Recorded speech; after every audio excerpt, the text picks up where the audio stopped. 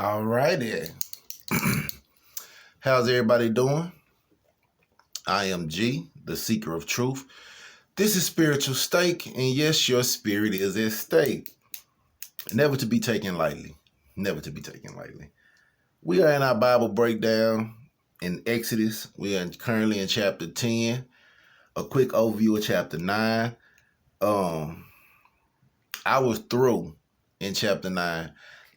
I came to verse 29 in 9, and it said that Moses said unto him, as soon as I am gone out of the city, I will spread abroad my hands unto the Lord, and the thunder shall cease. Neither shall there be any more hail, that thou mayest know it, that how that the earth is the Lord's. And that just kind of threw me because we're going to get there, but just keep that right there in mind, because I was under the assumption that the earth was given to Satan as his realm.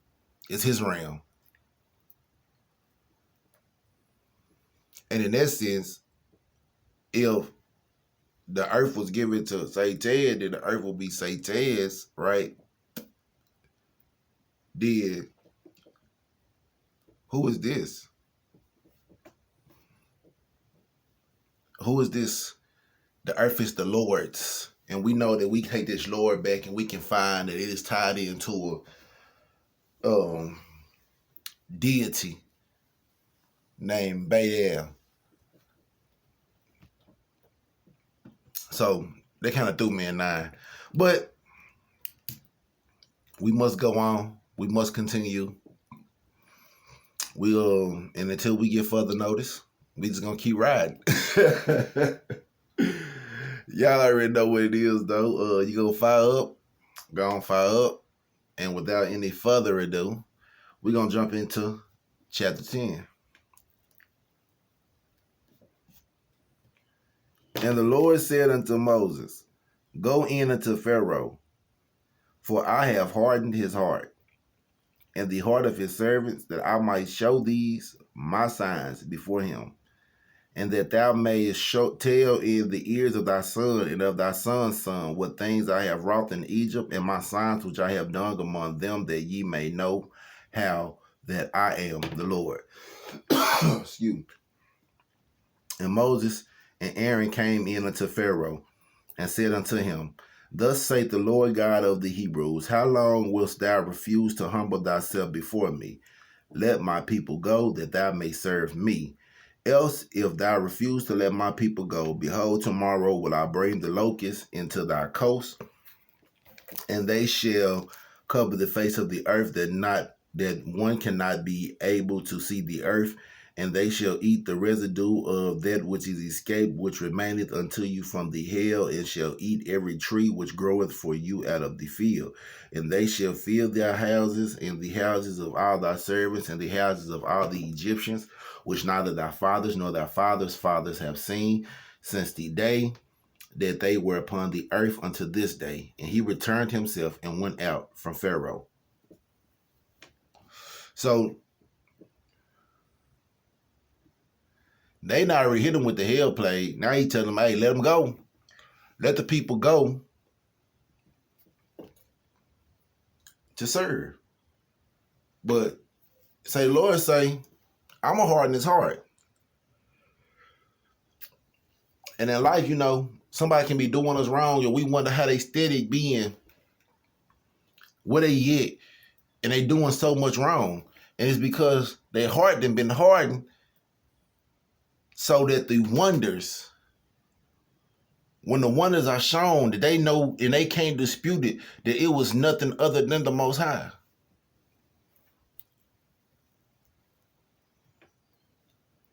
Your breakthrough coming. 7. And Pharaoh's servant said unto him, how long shall this man be a snare unto us? Let the men go, that they may serve the Lord their God. Knoweth that thou not yet that Egypt is destroyed? And Moses and Aaron were brought again. Excuse me.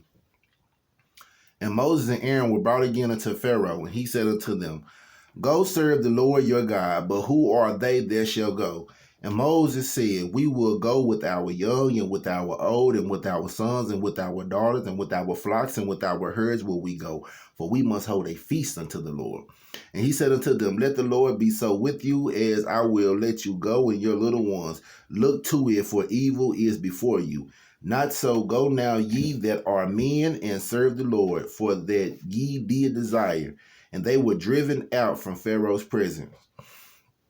And the Lord said unto Moses, stretch out thy hand over the land of Egypt for the locusts, that they may come up upon the land of Egypt and eat every herb of the land, even all that the hail hath left. And Moses stretched forth his rod over the land of Egypt, and the Lord brought an east wind upon the land all that day and all that night. And when it was morning, the east wind brought the locusts, and the locusts went up over all the land of Egypt and rested in all the coast of Egypt. Very grievous were they. Before them there were no such locusts as they, neither after them shall be such. For they covered the face of the whole earth, so that the land was darkened, and they did eat every herb of the land, and all the fruit of the trees which the hail had left, and there remained not any green thing in the trees or in the herb of the fields through all the land of Egypt. Then Pharaoh called for Moses and Aaron in haste, and he said, I have sinned against the Lord your God and against you. Now therefore forgive, I pray thee, my sin only this once, and entreat the Lord your God that he may take away from me this death only. And he went out from Pharaoh and entreated the Lord, and the Lord turned a mighty strong west wind, which took away the locusts and cast them into the Red Sea.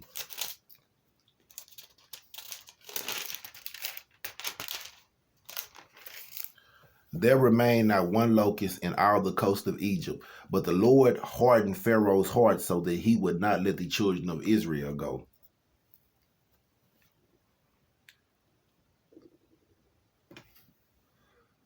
Now, when I was younger, I used to ask myself, like, why did God keep on hardening this man's heart to keep torturing him?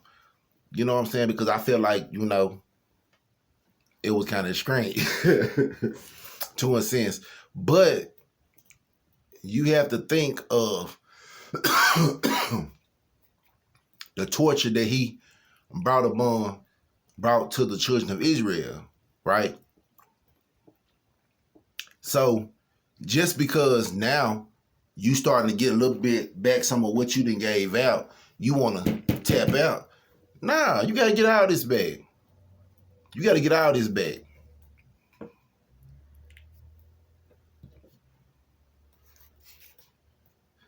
You got to get out of that bag. Whatever you put out there, you got to get out of that bag. You can't take some of it back and be like, all right, Lord, it's too much. It wasn't too much when you was giving it out. 21. And the Lord said unto Moses, stretch out thy hand toward heaven, that there may be darkness over the land of Egypt, even darkness which may be felt. And Moses stretched forth his hand toward heaven, and there was a thick darkness in all the land of Egypt 3 days. They saw not one another, neither rose any from his place for 3 days, but all the children of Israel had light in their dwelling. Now, ain't it funny how today is July the 1st, 2025. Ain't it funny how they talking about 3 days of darkness right now?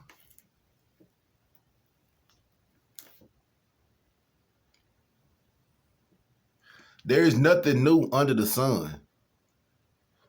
So for all my believers, for all my guys who strong in their faith, excuse me, but you hear stuff like this, and you're running, you stock your shelves up. For all my true believers, those who have the strongest of faith, holier than thou, who when that virus come through here, who faith was so strong, but you ran and got vaccinated. I'm not being judgmental. I'm just saying. Where is your faith that every time your faith is tested, you fall? Like, that ain't got nothing to do with faith. I was sick. I didn't want to get sick. I'm seeing people die. People been dying. People been getting sick.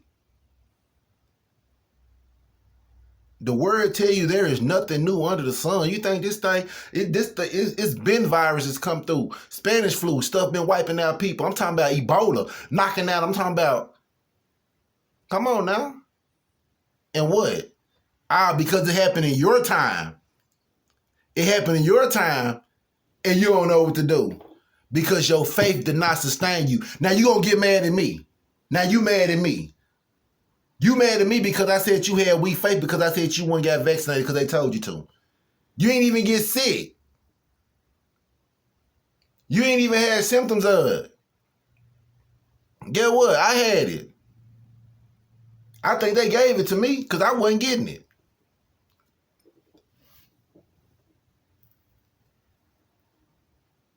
I felt terrible.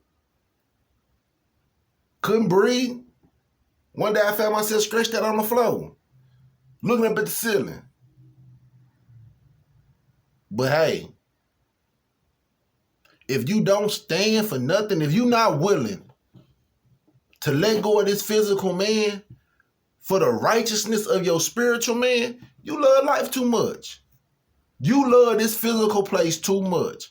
You say, I'm going to miss my kids. I'm going to miss. No, you don't. When you be asleep, when you be in your dream world, you don't even be thinking about these folks. And even if you do see them, you don't know them to that capacity in your dream. You know them about something totally different. They be playing a whole different role in your dreams.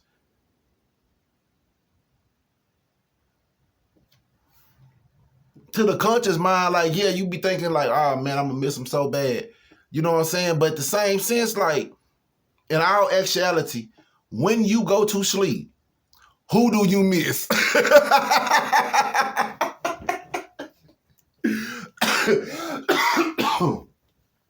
Do you be in your dream like, oh, I gotta wake up. I gotta wake up because I'm missing my nephew. Who I gotta wake up because I'm missing my daughter. You be sleep on a whole nother plane, doing something totally different, running back around these same folks that you know today by different titles that play different roles in your life on this plane than they play in a different plane. And they got everybody so scared enough to make you go against what your thing was to help you together. Your faith was what supposed to help you together. Your faith was what made you run it and become up under the religion. And the same thing that made you laugh made you cry.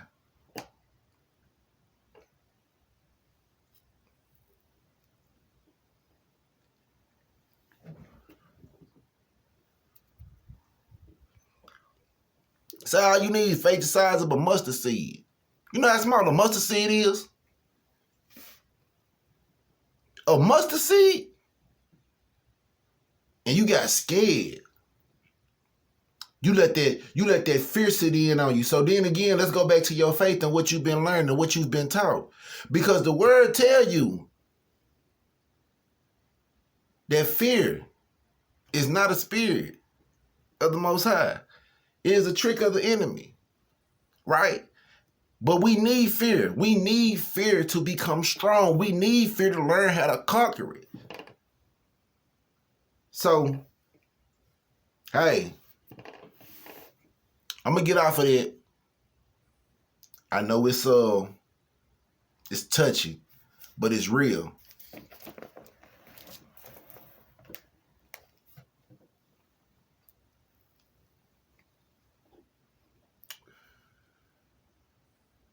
(23) They saw not one another, neither rose any from his place for 3 days. But all the children of Israel had light in their dwellings. And Pharaoh called unto Moses and said, Go ye serve the Lord, only let your flocks and your herds be stayed. Let your little ones also go with you. And Moses said, Thou must give us also sacrifices and burnt offerings, that we may sacrifice unto the Lord our God. Our cattle also shall go with us. There shall not an hoof be left behind. For thereof must we take to serve the Lord our God, and we know not with what we must serve the Lord until we come thither. But the Lord hardened Pharaoh's heart, and he would not let them go. And Pharaoh said unto him, Go, get thee from me, take heed to thyself, see my face no more, for in that day thou seest my face, thou shalt die. And Moses said, Thou hast spoken well, I will see thy face again no more. And that is the end of 10. Hey, I want to go back and touch on that because, like, where is your faith at for real? It's crazy how nothing seems to matter to anybody until it hit home. Oh yeah, you'll see it on TV. You might cry. You might jump on Facebook and hit some high fives thinking they prayer hands and putting them out here. And you might do all the stuff socially, right? But like, when it happened to your family, what you do? You turn to a prayer warrior. You call all the prayer warriors. When it's right up under your roof, you care. But as long as it's over there, it don't matter. And that's the biggest problem. From what I seen, we was unified to a point to where, like, we had to get scattered. We were scattered.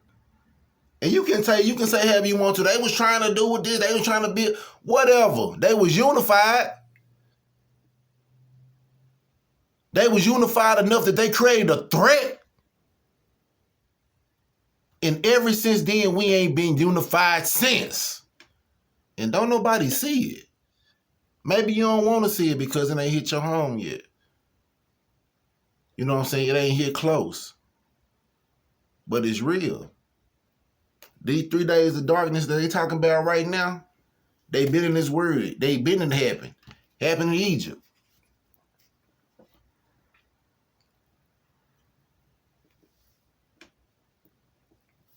But it wasn't at your house.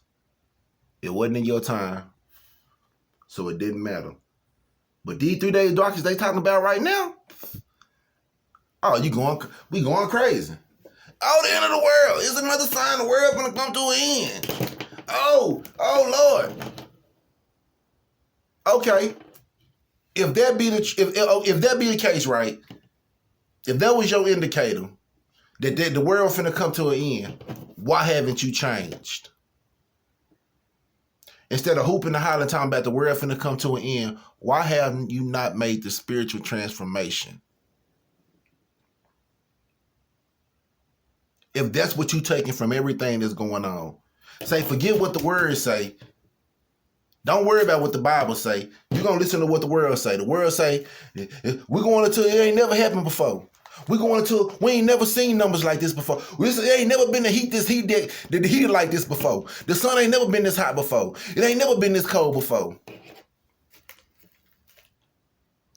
Ain't never been this many tornadoes before. We ain't never had this many deaths from one virus before. And then you get in the history books and find out that the Spanish flu knocked off X amount of 100,000. You find out the Ebola knocked off X amount of, and then you start real understanding